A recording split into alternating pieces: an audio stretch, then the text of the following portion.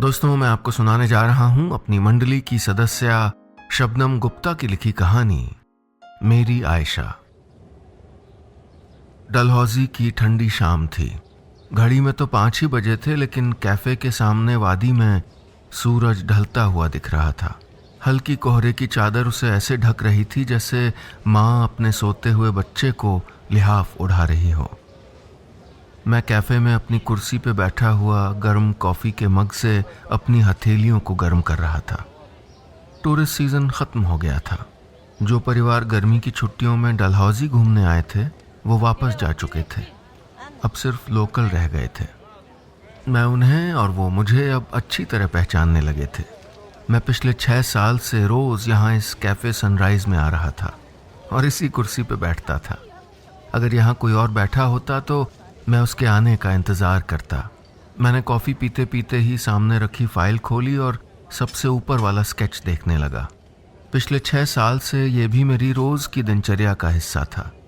मैं यहाँ बैठकर कॉफ़ी पीता और अपना बनाया हुआ स्केच देखता, अपनी बेटी आयशा का स्केच। 6 साल पहले हम मुंबई में रहते थे। मैं आर्टिस्ट हूँ और मधु मेरी वाइफ वकील है। बहुत मेहनती है मधु। उसका काम घड़ी देखकर कभी ख़त्म होता नहीं था, इसलिए हमारी बेटी आयशा की सारी जिम्मेदारी मुझ पर ही थी। उसके टिफ़िन और उसे स्कूल के लिए तैयार करने से लेकर उसे ट्यूशन और हॉबी क्लास तक ले जाना सारा मेरा काम था।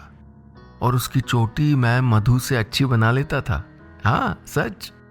आयशा लाड़ में मुझे डैडा बुलाती थी और दोनों मुझे छेड़ने के लिए कभी कभी मॉम कह के बुलाती थी, पर मुझे अच्छा लगता था, बहुत अच्छा लगता था। उस साल आयशा 8 साल की थी जब हम गर्मियों में डलहौजी घूमने आए थे। मुंबई की गर्मी के बाद यहाँ के पहाड़ और देवदार के पेड़ों से महकी हुई ठंडक बहुत अच्छे लग रहे थे। मुझे याद है भीड़ बहुत थी, लेकिन हम सबसे बेखबर पूरे दिन मॉल रोड पर घूमते रहते।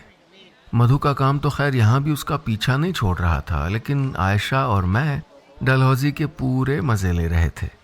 उस दिन आयशा ने आइसक्रीम खाने की जिद की।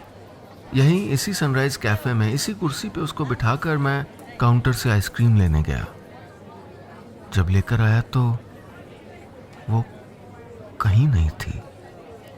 मैंने अपने दोनों हाथों के आइसक्रीम कोन वहीं रखे और उसे आवाज़ देने लगा, आयशा, आयशा। भीड़ से भरे हुए उस कैफ़े में किसी ने भी आयशा को वहां से जाते हुए नहीं देखा था। मैं ढूंढता रहा घंटों दिनों तक, लेकिन आयशा नहीं मिली। 3 महीने हम वहीं रहे और आयशा को ढूंढते रहे। मधु का तो रो रो कर बुरा हाल था। जिस मधु ने कभी धर्म कर्म को नहीं माना था, वो अब हर मंदिर की चौखट पर माथा टेकने लगी, हर पीर की मजार पर धागा बांधने लगी। लेकिन पुलिस की तमाम कोशिशों के बाद भी आयशा का कुछ पता नहीं चला। सड़कें अब सूनी हो गई थीं। टूरिस्ट अब वापस चले गए थे। मधु ने भी बहुत जिद करके मुझे वापस मुंबई चलने के लिए मना लिया, लेकिन मुंबई जाकर मेरा दम घुटता था। मैं वापस डलहौजी आना चाहता था। इस शहर का, इस कैफे का, इस कुर्सी का कर्ज था मुझ पर, और यह ऐसा कर्ज नहीं था जो मैं यूं ही जाने देता। और कहीं न कहीं मैं खुद को भी कसूरवार मानता था। मैं डलहौजी वापस आ गया। 6 साल हो गए थे उस बात को। मधु रोज फोन करके बस एक ही बात कहती, वापस आ जाओ राकेश, मैं तुम दोनों के बिना और नहीं जी सकती हूँ। मेरा भी एक ही जवाब होता, आएंगे मधु, मैं और आयशा दोनों वापस आएंगे। हर साल उसके बर्थडे पर मैं उसकी पेंटिंग बनाता, एक बड़े से कैनवस पर, उसे 1 साल और बड़ा करके, उसी लाल वेलवेट की फ्रॉक में जो उसने उस दिन पहनी थी। अब वो 14 साल की हो चुकी होगी।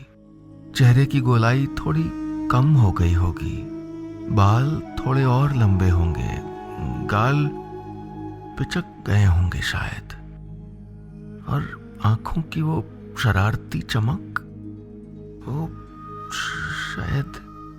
उसी स्केच को बहुत सारे कागजों पर भी बनाता और पैम्फलेट की तरह बांट देता, कहीं दीवार पे भी चिपका देता।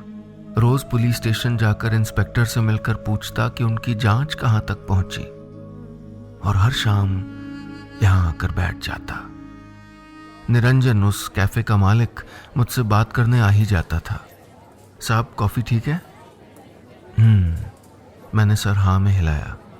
वो मेरे सामने वाली कुर्सी पर बैठ गया और आयशा का स्केच देखकर बोला, आपकी बच्ची से पहले या उसके बाद ऐसा हादसा कभी नहीं हुआ। मैंने उसकी बात सुनी पर कोई जवाब नहीं दिया। सामने सूरज थोड़ा और नीचे हो गया था। मैं निरंजन के कंधे के ऊपर से कैफ़े के बाहर देख रहा था। एक कूड़ा उठाने वाली लड़की कूड़े में छड़ी से कुछ ढूंढ रही थी। उसकी पीठ पर कूड़े की बड़ी सी टोकरी थी और आगे की तरफ झोलानुमा चादर में एक बच्चा था और उसके पीछे एक छोटी लड़की चल रही थी। उसने उस छोटी लड़की को कुछ कहा और गोदी में उठा लिया। मुझे लगा जैसे मुझे करंट लग गया हो। ऐसी झंझनाहट हुई कि निरंजन बोला, साहब, लेकिन मेरी नज़र उस कूड़े वाले की बच्ची पर थी। उसने आयशा की फ्रॉक पहनी थी, वही लाल वेलवेट की फ्रॉक जो उसकी नानी ने बनाई थी, वही फ्रॉक जो उसने उस दिन पहनी हुई थी। आयशा की फ्रॉक देखकर मैं उस लड़की की तरफ जाने लगा। ए सुनो, मैंने उसे आवाज दी और कैफे के बाहर की तरफ भागा। निरंजन मेरे पीछे पीछे भागा। उस लड़की ने घबरा के देखा। लड़की की उम्र ज्यादा नहीं थी, यही कोई 17-18 की होगी। नीली आंखें थीं और ठोड़ी पर एक तिल था। मुझे अपनी तरफ आते देखकर उसने छड़ी वहीं फेंकी और भागने लगी। ए सुनो, मैं जोर से चिल्लाया। डरो मत, मैं तुमसे कुछ पूछना चाहता हूँ। पर यह सुनकर वो और तेजी से भागने लगी। मैं उसके पीछे था और निरंजन मेरे पीछे। उसने पीछे मुड़कर हम दोनों को देखा तो सड़क छोड़कर पगडंडी पर उतर गई और हिरनी की तरह छलांग लगाकर पहाड़ी रास्ते से उतरकर वादी की तरफ भाग गई। मैं और निरंजन भी उसके पीछे बहुत दूर तक गए, लेकिन जब वो नजरों से ओझल हो गई तो हम दोनों रुक गए। दूर वादी में लाइटें टिमटिमा रही थीं।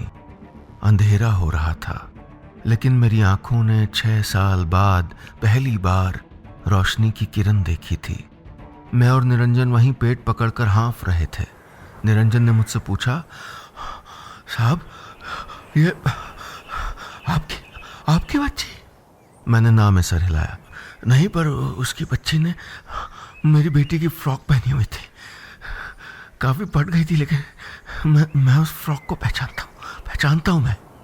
निरंजन ने उस तरफ देखा जहां वो लड़की भाग कर गई थी।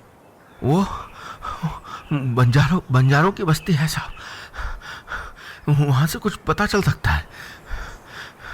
मैंने सर हाँ में हिलाया। वो बोला, इंस्पेक्टर को लेके चलते हैं। हमें शायद नहीं बताएंगे, लेकिन हम पुलिस से डरते हैं लोग। तड़के ही चलते हैं। मैंने फिर सर हिलाया। उस रात मुझे नींद नहीं आई। सुबह होते ही मैंने आयशा के स्केच वाली फाइल उठाई और इंस्पेक्टर और निरंजन के साथ उस बंजारों की बस्ती की तरफ चल दिया। कच्ची बस्ती थी, लगभग 50-60 खेमे लगे हुए थे। कहीं पुरानी चादरों के पर्दे लटक रहे थे, कहीं फटा हुआ शामियाना था। बाहर मिट्टी के चूल्हे जल रहे थे। कुछ बच्चे इधर उधर घूम रहे थे। हमें देखकर एक खेमे में से लगभग 40 साल का एक आदमी निकल के आया। वो शायद कुछ चौधरी जैसा था। उसके पीछे 7-8 आदमी और आ गए। इंस्पेक्टर से फ्रॉक की बात सुनकर वो चौधरी गुस्से में बोला, हम बंजारे हैं साहब, चोर नहीं है। बाकी आदमी भी गुस्से में बोलने लगे। फिर इंस्पेक्टर ने अपना डंडा जोर से जमीन पे बजाया और गुस्से में उनको डांटने लगा। डर के ही सही, लेकिन उन्होंने अपने खेमे की तलाशी की इजाजत दे दी। इंस्पेक्टर वहीं चौधरी से बात करने लगा और मैं, कुछ कांस्टेबल और निरंजन हर खेमे में जाके देखने लगे। हमने हर खेमे में अच्छी तरह देखा। मैंने सबको आयशा का स्केच दिखाया, फ्रॉक के बारे में पूछा, लेकिन किसी को कुछ नहीं पता था। मैं हिम्मत हारने ही वाला था जब आखिरी खेमे में हमको वही लड़की दिख गई। वो लड़की सहमी हुई हमसे छिपने की कोशिश कर रही थी। उसकी बेटी ने अभी भी आयशा का फ्रॉक पहना हुआ था। मैंने उसे कहा, देखो, मैं तुमको डराना नहीं चाहता हूँ, सिर्फ बात करना चाहता हूँ। वो लाचार और घबराई हुई आंखों से मुझको देखने लगी, बिल्कुल जैसे जाल में फंसा हुआ जानवर देखता है। मैं पुलिस नहीं हूँ, मैंने कहा। जब उसने कोई जवाब नहीं दिया तो मैंने उसकी बेटी की तरफ इशारा करके पूछा, बस ये बता दो, तुमको ये फ्रॉक कहाँ से मिला?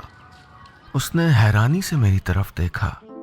तार तार होती उस फ्रॉक को देखा फिर मेरी तरफ देखा, लेकिन अब उसके चेहरे पर डर नहीं, सवाल थे। खेमे के बाहर सब इकट्ठा होकर हमारी बातें सुन रहे थे। मैंने फिर कहा, मेरी बेटी ने यही फ्रॉक पहना था जब वो खो गई थी, और मैं तब से उसको ढूंढ रहा हूं। उसकी फ्रॉक देख के मुझे लगा कि तुमको शायद कुछ पता हो। मैंने फाइल खोलकर आयशा का स्केच निकालकर उसको दिखाया। ये है मेरी बेटी। उसने एक नज़र स्केच पर डाली। उसकी आंखें हैरानी से फट गईं, लेकिन उसने सर ना में हिला दिया। पीछे से चौधरी की ऊंची आवाज आई, अरे लड़की को क्यों डरा रहे हैं? उसने बता तो दिया कुछ नहीं जानती वो, अब जाइए यहां से। इंस्पेक्टर ने इशारा करके कहा कि अभी चलना ही ठीक होगा। मैंने सबकी तरफ पीठ करके धीरे से उस लड़की को कहा, मैं रोज शाम उसी कैफे में होता हूँ। हम वापस चल दिए। निरंजन इंस्पेक्टर को बोला, लड़की के नैन नक्श और रंगत कश्मीरी लग रहे हैं, हो सकता है उसको भी उठाया गया हो। आप मिसिंग पर्सन रजिस्ट्री में देखो। उस दिन मैंने मधु को फोन पे सब कुछ बताया। उसने कुछ कहा नहीं, पर उसकी सुबकियों से मुझको अंदाजा हो रहा था कि उसकी उम्मीद फिर जाग गई है। मैंने तो खैर कभी छोड़ी ही नहीं थी।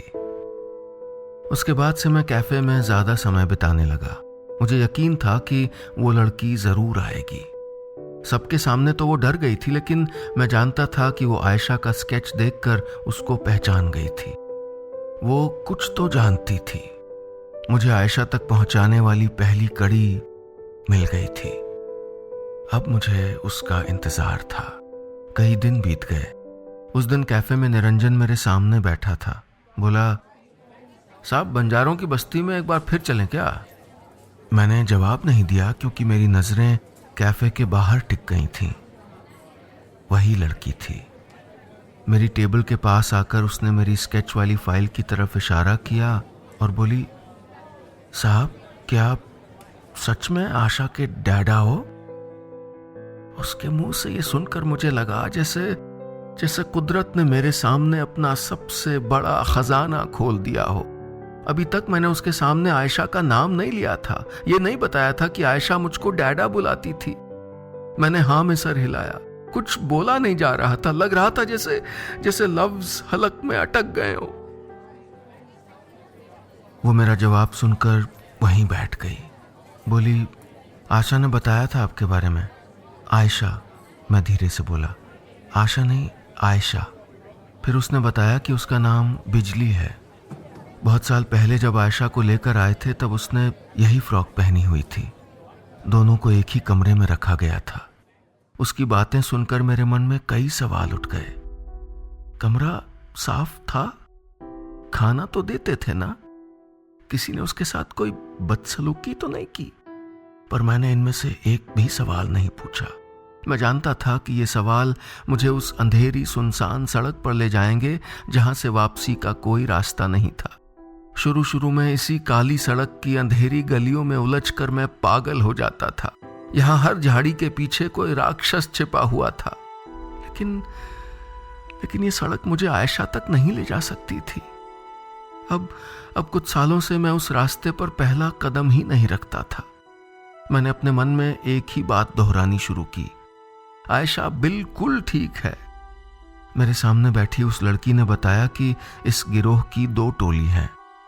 दरअसल ये बंजारे नहीं हैं, बस बंजारों के साथ हो लेते हैं। उन दिनों एक दूसरी बंजारों की टोली वहां आई हुई थी। कुछ दिन आयशा को डलहौजी में रखकर उस बंजारों की टोली के साथ भेज दिया गया था। एक टोली कुछ ही महीने एक जगह रहती है। उस दिन के बाद वो पिछले साल मिली थी आयशा से। उसी ने अपना ये फ्रॉक दिया था। मैंने आयशा का स्केच उठाया। ऐसी दिखती है? उसने मुझसे नजरें चुरा ली, थोड़ी थोड़ी। मैं चुप हो गया। मैंने उससे पूछा, और तुम्हें याद है तुम कहाँ रहती थी? उसने हाँ में सर हिलाया। हम उधमपुर के पास के गांव में रहते थे। मैं 8 साल की थी। मुझे खेतों से उठा लिया था। ये वाली टोली उन दिनों वहीं थी, इनके साथ भेज दिया था। पुलिस को शक नहीं हो इसलिए पूरी टोली एक जगह से नहीं जाती और कुछ महीने से ज्यादा एक जगह नहीं रहते। यहां पर थोड़े दिन पहले ही आई हूं। अब मैं जाती हूँ साहब, अगर किसी ने देख लिया तो गजब हो जाएगा। ये लोग बहुत जालिम है। जालिम सुनकर मेरा दिमाग फिर उसी अंधेरी डगर पर जाने लगा। मैंने एक बार फिर उसको वापस खींचा और पूछा, अपने घर वापस नहीं जाना चाहती? उसने अपने कपड़ों की तरफ देखा, अपने दोनों बच्चों को देखा। कौन सा घर साहब? अब वहां कौन मेरा इंतजार कर रहा है? मैं क्या जवाब देता? मैं तो खुद ही उसका जवाब था। फिर उसने मेरी तरफ देखा, मेरी आंखों में चमक रही इस नई उम्मीद की किरण को देखा, मेरे सामने रखा हुआ आयशा का स्केच देखा और धीरे से पूछा, मेरे अब्बा भी इंतजार कर रहे होंगे क्या? माँ बाप कभी अपने बच्चे का इंतजार करना नहीं छोड़ते। रोज किसी चमत्कार, किसी करिश्मे की उम्मीद करते हैं और आखिरी सांस तक उनके प्यार में कोई कमी नहीं आती। वो लड़की मुझको देखकर ये बात समझ गई थी। मैंने उसे कहा, देखो मैं तुम्हारी मदद कर सकता हूँ। पुलिस और विमेन सेल मिलकर तुमको घर पहुंचा देंगे। यहाँ किसी को पता भी नहीं चलेगा। उसकी आंखों के रंग बदलने लगे, सबसे पहले डर, फिर घबराहट। उसने सर ना में हिला दिया। जानी पहचानी जेल जैसी जिंदगी भी इस अनजान इंसान के वायदे से बेहतर थी, लेकिन मैं और जोर देकर उसको डराना नहीं चाहता था। मैंने पूछा, कल फिर आओगी? उसने सर हाँ में हिला दिया। वहां से मैं सीधा पुलिस स्टेशन गया। इंस्पेक्टर को पूरी बात बताई। हमने मिसिंग पर्सन रिकॉर्ड्स में उधमपुर के पास की पिछले 10-12 साल की रिपोर्ट देखी। एक लड़की का हुलिया उस लड़की से मिलता जुलता था। नाम था रेहाना। फोन पर उस पुलिस स्टेशन के इंस्पेक्टर से बात हुई। उस लड़की की मां से पूरी बात करके उसकी बेटी का हुलिया पूछा, उसके तिल का भी बताया। इस बात में कोई शक नहीं था कि ये लड़की रेहाना ही है, लेकिन उसे घर भेजने के लिए उसकी रजामंदी की जरूरत थी। अगले दिन वो आई तो मैंने उसे रेहाना कहकर बुलाया। वो पहले तो मेरी तरफ देखती रह गई, फिर रोने लगी। मैं समझ गया कि अब वो वापस रेहाना बनने के लिए तैयार थी। अगले कुछ दिनों में पुलिस और विमेन सेल ने चुपचाप उसे घर वापस पहुंचाने की सारी तैयारी कर ली। और फिर वो दिन भी आ गया। मैं भीगी आंखों से रेहाना को पुलिस जीप में बैठते हुए देख रहा था। मेरे दिल में उस दिन एक तसल्ली थी। आज एक बेटी अपने घर जा रही थी। उसके मम्मी पापा का इंतजार खत्म हो गया था। उनकी दुआएं सुन ली गई थीं। लेकिन मैं भी निराश नहीं था। जिस उम्मीद को मैंने इतने सालों में बुझने नहीं दिया था, अब तो उसके बुझने का कोई मतलब ही नहीं था। जीप में बैठकर रेहाना ने अपने दोनों बच्चों को अपनी गोद में बिठाया और फिर मुझे बाय करने के लिए हाथ उठाया और फिर पास आने का इशारा किया। मैं जीप की खिड़की के पास आया तो उसने एक कागज दिया। साहब, जिस टोली के साथ आशा थी, उनके जिन बंजारों के नाम याद थे, मैंने इस पर लिख दिए हैं। वो टोली किसी मनाली नाम की जगह के पास थी। मैंने उनको बातें करते सुना था कि वहाँ पहाड़ों के बीच एक नहर बहती है और एक बड़ा सा स्कूल है। उनका खेमा वहीं पास में था। हो सकता है आपकी आशा अब भी वहीं हो। मैंने वो कागज लेकर रख लिया और मेरे चेहरे की मुस्कान और बड़ी हो गई। मुझे लगा जैसे मैं अपनी आयशा के एक कदम और नजदीक आ गया था। मैं आ रहा हूं आयशा, मैंने दिल में कहा। मैं आ रहा हूं।